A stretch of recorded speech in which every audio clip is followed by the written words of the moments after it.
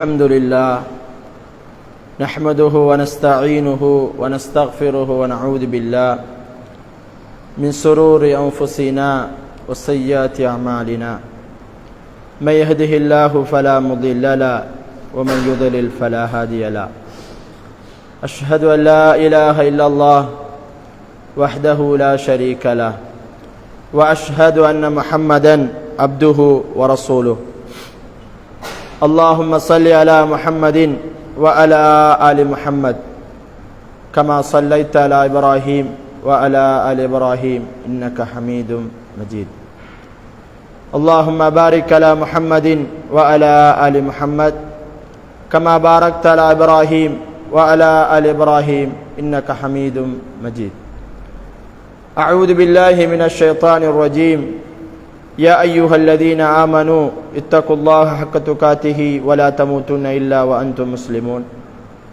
وقال أيضا يا أيها الناس اتقوا ربكم الذي خلقكم من نفس واحدة وخلق منها زوجها وبث منهما رجالا كثيرا ونساء واتقوا الله الذي تساءلون به والأرحام إن الله كان عليكم رقيبا وقال أيضا يا أيها الذين آمنوا اتقوا الله وقولوا قولا سديدا يصلح لكم أعمالكم ويغفر لكم ذنوبكم ومن يطع الله ورسوله فقد فاز فوزا عظيما أحسن الحديث كتاب الله وخير الهدي هدي محمد صلى الله عليه وسلم وشر الأمور محدثاتها وكل محدثة بدعة وكل بدعة ضلالة وكل ضلالة في النار فيا عباد الله أوصيكم أولا بتقوى الله ألا إن التقوى تنجيكم من النار وتدخلكم في الجنة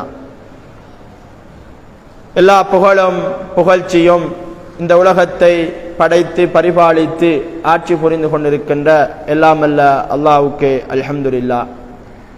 அவன் தனித்தவன், இணை துணையற்றவன், சர்வ வல்லமை படைத்தவன் என உள்ளத்தினால் உறுதி கொண்டு நாவினால் சாட்சி பகிர்கிறேன். சலவாத்தும் சலாமும் எம் உயிரிலும் மேலான முஹம்மது நபி ஸல்லல்லாஹு அலைஹி வஸல்லம் அன்னவர்கள் மீதும் அவர்களுடைய வாழ்க்கையை அப்படியே எடுத்து நடந்த உத்தம சஹாபாக்கள், தாபியூன்கள், தபவுத் தாபியீன்கள், இன்று வரைக்கும் இஸ்லாத்தை அதன் தூய வடிவில் பின்பற்றிக் கொண்டிருக்கின்ற முஸ்லிமான ஆண்கள் பெண்கள் இருபாலாருக்கும் அல்லாஹ்வினுடைய அருள் என்னென்றும் நிலவட்டுமாக. அன்பார்ந்த இஸ்லாமிய உறவுகளே, அல்லாஹ்வுக்கு சுப்ஹானஹு வ தஆலா சூரத்து நிசாவிலே சொல்லுகிற போது வலகத் வஸ்ஸைனல் லதீன ஊத்துல் கிதாப மின் கப்லிக்கும் வ இய்யாக்கும் அனித்தகுல்லாஹ், உங்களுக்கும் முன்னிருந்த சமூகத்திற்கும் அல்லாஹ் வசியத்தாக செய்வதெல்லாம் எல்லா நிலைகளிலேயும் அவனை பயந்து நடக்குமாறு அல்லாஹ் எங்களுக்கு வசியத் செய்வதாக குர்ஆனிலே சொல்கிறான். எனவே எங்களுடைய வாழ்க்கையில் எல்லா நிலைமைகளிலேயும் அல்லாஹ்வை பயந்து நடக்குமாறு உங்களை வேண்டிக் கொண்டவனாக இன்றைய ஜும்மாவினுடைய தலைப்பாக சுவனம் என்ற தலைப்பில் ஒரு சில விடயங்களை உங்களோடு பகிர்ந்துவிட்டு செல்லலாம் நினைக்கிறேன். குறிப்பாக இதுக்கு முன்னிருக்கக்கூடிய பல்வேறு ஜும்மாக்களிலே பல்வேறுபட்ட தலைப்புகளில் நாங்கள் பேசியிருக்கிறோம், நீங்கள் கேட்டிருக்கிறீர்கள். குறிப்பாக சுவனம் பற்றி எங்களுக்கு ஆசைகள் இருந்தாலும் அதனுடைய இன்பங்களை ஞாபகப்பூட்ட வேண்டும். குர்ஆனிலே அல்லாஹ்வுக்கு சுப்ஹானஹு வ தஆலா கிட்டத்தட்ட 15 ஜுஸுகளுக்கு மேலால் சுவனத்தை பற்றி அந்த சமூகத்துக்கு ஆசை ஊட்டி இருக்கிறான். எனவேதான் சுவனத்து சுவண்டிகளை பற்றி ஒரு சில விடயங்களை உங்களோடு சொல்ல வேண்டும் என்பதற்காக இந்த தலைப்பு தெரிவு செய்தேன். அன்பார்ந்தவர்களே, இந்த உலகத்தில் அல்லாஹ்வுக்கு சுப்ஹானஹு வ தஆலா பல்வேறுபட்ட உயிர் ஜீவராசிகளை படைத்திருக்கிறான். அவன் படைத்திருக்கக்கூடிய ஜீவராசிகளில் உன்னதமான ஒரு படைப்பாக வலக்கது கர்ரம்னா பனி ஆதம், ஆதமுடைய சந்ததியை நாங்கள் கண்ணியப்படுத்தி இருக்கிறோம் என்று அல்லாஹ் சொல்லுகிறான். அதாவது மனிதர்களாகிய எம்மைத்தான் அல்லாஹ் சிறப்பான ஒரு படைப்பாக ஆக்கியிருக்கிறான். இந்த படைத்த நோக்கத்தை பற்றி அல்லாஹ் சூரா தாரியாத்தில் சொல்லுகிற போது வமா ஹலக்துல் ஜின்ன வல் இன்ஸ இல்லா லியஅபுதூன், மனிதர்களையும் ஜின்களையும் நான் என்னை வணங்குவதற்காகத்தான் இந்த உலகத்திலே படைத்திருக்கிறேன் என்று அல்லாஹ் சொல்கிறான். நாம் அல்லாஹ்வினுடைய அடிமை என்பதை எங்களுடைய ஒவ்வொரு வணக்க வழிபாடுகளின் ஊடாக அவனுக்கு காட்டிக் கொண்டிருக்க வேண்டும்.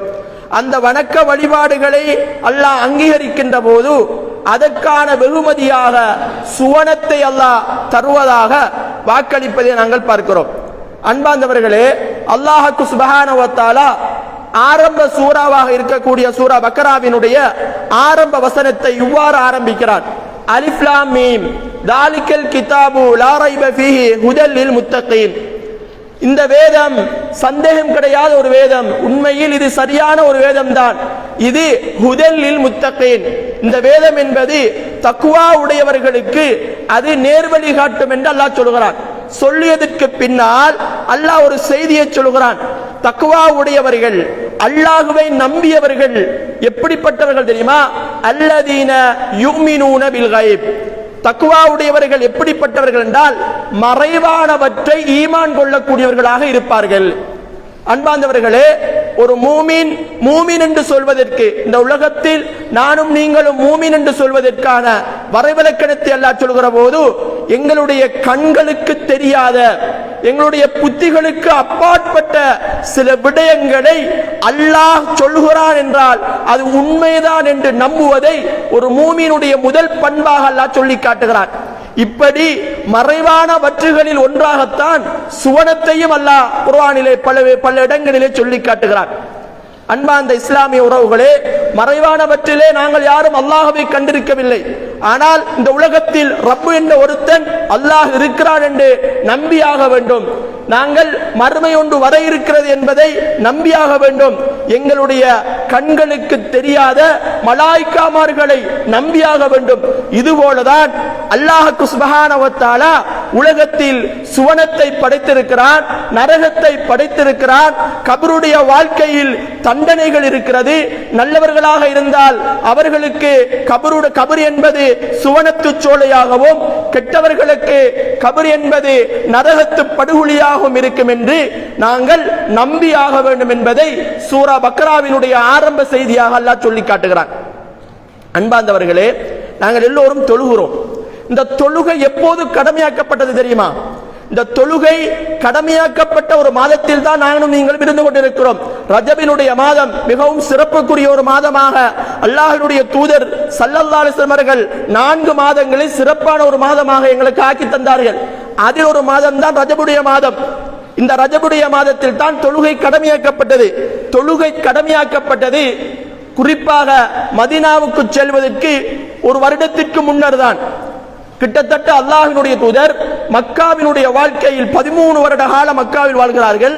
12 வருட காலம் தொழுகை கடமையாக்கப்படவில்லை. நோன்பு கடமையாக்கப்பட்டது மதீனாவுடைய வாழ்க்கையில், ஜகாத் கடமையாக்கப்பட்டது மதீனாவுடைய வாழ்க்கையில், ஜிஹாத் கடமையாக்கப்பட்டது மதீனாவுடைய வாழ்க்கையில். அதாவது விபச்சாரம், அதே போல களவு, கொள்ளை போன்ற பாதகமான விடயங்கள் எல்லாம் எதெல்லாம் தடை என்று நாங்கள் இன்று அதாவது ஒதுங்கி இருக்கிறோமோ இதுகளெல்லாம் மதீனாவினுடைய வாழ்க்கையில் தான் அல்லாஹ் தடை செய்தான். வணக்க வழிபாடுகளையும் மதீனாவினுடைய வாழ்க்கையில் தான் அல்லாஹ் எங்களுக்கு கடமையாக்கினான். ஆனால் மக்காவினுடைய வாழ்க்கையில் கிட்டத்தட்ட 12 வருடமாக அல்லாஹ்வினுடைய தூதர் அந்த சமூகத்துக்கு எதை சொல்லி அந்த சமூகத்தை வெளிப்படுத்தினார்கள்? அல்லாஹ் சுப்ஹானஹு வ தஆலா சஹாபா சமூகத்தை பற்றி குர்ஆனிலே சொல்லுகிற போது இப்படி சொல்லி காட்டுகிறான். அலா ஷஃபா ஹுஃப்ரத்தின் மினன் நார். அந்த சஹாபாக்கள் இஸ்லாத்தை ஏற்பதற்கு முன்னால் எப்படி ஈந்தார்கள் தெரியுமா? அலா ஷஃபா ஹுஃப்ரத்தின் மினன் நார். அடுத்த 8 எடுத்து வைத்தால் நரகத்து படுகொலி என்று இருந்தவர்கள். நரகத்து படுகொலி என்று இருந்த ஒரு சமூகத்தை தான் ரலியல்லாஹு அன்ஹும் வரதுவன், அல்லாஹ் அந்த சமூகத்தை பொருந்திக் கொண்டான், அவர்களும் அல்லாஹ்வை பொருந்திக் கொண்டார்கள் என்று சுவனத்து சொந்தங்களாக ஒரு சமூகத்தையே அல்லாஹ் அடையாளப்படுத்துகிறார். என்றால் அவர்களை அல்லாஹ்வுடைய தூதர் மக்காவினுடைய வாழ்க்கையில் எப்படி அந்த சமூகத்தை வெளிப்படுத்தினார்கள்? அவர்கள் தொழவில்லை, அவர்கள் நோன்பு நோக்கவில்லை, அவர்கள் ஜகாத்து கொடுக்கவில்லை, அவர்களுக்கு ஹஜ் கடமையாக்கப்படவில்லை. இப்படி எதுவுமே இல்லாத காலத்தில் அவர்களை சுவனத்துவாதிகளாக மாற்றியது எது என்றால் அவர்களுக்கு அல்லாஹ்வினுடைய தூதர் சுவனத்தை பற்றி ஞாபகப்படுத்திக் கொண்டே இருந்தார்கள். எந்த இடத்திலெல்லாம் அல்லாஹ்வினுடைய தூதர் பிரச்சாரம் செய்கிறார்களோ அந்த இடத்திலெல்லாம் அல்லாஹ்வினுடைய தூதர் அவர்களுக்கு சுவனத்தை பற்றியும் மறுமையை பற்றியும் ஞாபகப்படுத்திக் கொண்டே இருப்பார்கள். அன்பார்ந்தவர்களே, அல்லாஹ் சுப்ஹானஹு வ தஆலா குர்ஆனில் தனக்கென்று ஒரு வழிமுறையை வைத்திருக்கிறார். குர்ஆனை புரட்டி பாருங்கள். முதலாவது சூரா பக்கராவில் பேசுகிற செய்தியை திரும்ப ஆல இம்ரானில் அல்லாஹ் பேசுவான். ஆல இம்ரானில் பேசிய அதே செய்தியை சூரா நிசாவிலே அல்லாஹ் பேசுவான். சூரா நிசாவில் பேசியதை மாயிதாவிலே பேசுவான். இப்படி தொடர்ச்சியாக அல்லாஹ் பேசுவான். காரணம் என்ன தெரியுமா? ஒரு சமூகம் சீர்கட்டு போகிற போது அந்த சமூகத்தை வழித்திருத்த வேண்டும். மனிதன் என்ற வகையில் அவன் பாவங்களின் பக்கம் போகிற போது அந்த சமூகத்தை சீர்திருத்தம் செய்வதற்காக ஒரே செய்தியை திரும்ப திரும்ப அல்லாஹ் பேசுவான். அப்படி அல்லாஹ் சுவனத்து சொந்தங்களை பற்றி, சுவனத்து சுவண்டிகளை பற்றி திரும்ப திரும்ப பேசுவான். அந்த சமூகத்துக்கு சுவனத்தை பற்றிய ஆசை ஊட்டல்களைத்தான் அந்த சமூகத்துக்கு அல்லாஹ்வினுடைய தூதர் ஸல்லல்லாஹு அலைஹி வஸல்லம் அவர்கள் சொல்லி காட்டி இருக்கிறார்கள். எந்த நேரத்திலெல்லாம் அவர்கள் மனமுடைந்து போனார்களோ அந்த நேரத்திலெல்லாம் அவர்களுக்கு சுவனத்தை பற்றிய ஒரு ஆசையை ஊட்டுவார்கள். அல்லாஹ்வினுடைய தூதர் ஸல்லல்லாஹு அலைஹி வஸல்லம் அவர்கள் ஒருமுறை சொன்னார்கள், இந்த முஹம்மத் சுவனம் நுழைய மாட்டேன் என்று சொன்னார்கள். சுப்ஹானல்லாஹ். சஹாபாக்கள் கேட்கிறார்கள், அல்லாஹ்வுடைய தூதரே நீங்களும் சுவனம் போக மாட்டீர்களா என்று கேட்கிறார்கள். உடனே அல்லாஹ்வுடைய தூதர் சொன்னார்கள், எனக்கும் அல்லாஹ்வினுடைய அருள் இல்லை என்றால் சுவனம் போக முடியாது என்று சொன்னார்கள். அப்படியாக இருந்தால் அல்லாஹ்வினுடைய அருள் வேண்டும் என்றால் அவனுடைய சுவனத்து சொந்தங்களை, சுவனத்து சுவண்டிகளை எல்லாம் நம்பியாக வேண்டும் என்பதைத்தான் அல்லாஹ்வினுடைய தூதர் அந்த சமூகத்துக்கு சொன்னார்கள். அந்த சமூகம் சுவனத்தை பற்றி ஞாபகம் ஊட்டியதனுடைய விளைவு என்ன தெரியுமா?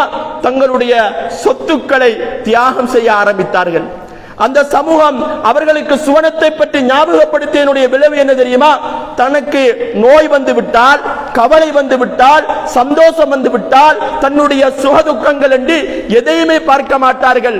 சுவனத்திற்காக எல்லாவற்றையும் தியாகம் செய்த ஒரு சமூகம் தான் அல்லாஹ்வினுடைய தூதர் சுவனத்து சுவண்டிகளை இந்த சமூகத்துக்கு ஞாபகப்படுத்தினார்கள். வலக்கல் ஜன்னா, உமக்கு சுவர்க்கம் உண்டு என்று சொன்ன ஒரே ஒரு காரணத்திற்காக எல்லாவற்றையும் அந்த சமூகம் தியாகம் செய்தது. இப்னு அப்பாஸ் ரலியல்லாஹு அன்ஹு அவர்கள் அறிவிக்கக்கூடிய ஒரு செய்தியை பார்க்கிறோம். ஒரு நேரத்திலே ஒரு பெண்மணி ரோட்டினால் நடந்து போகிறார்.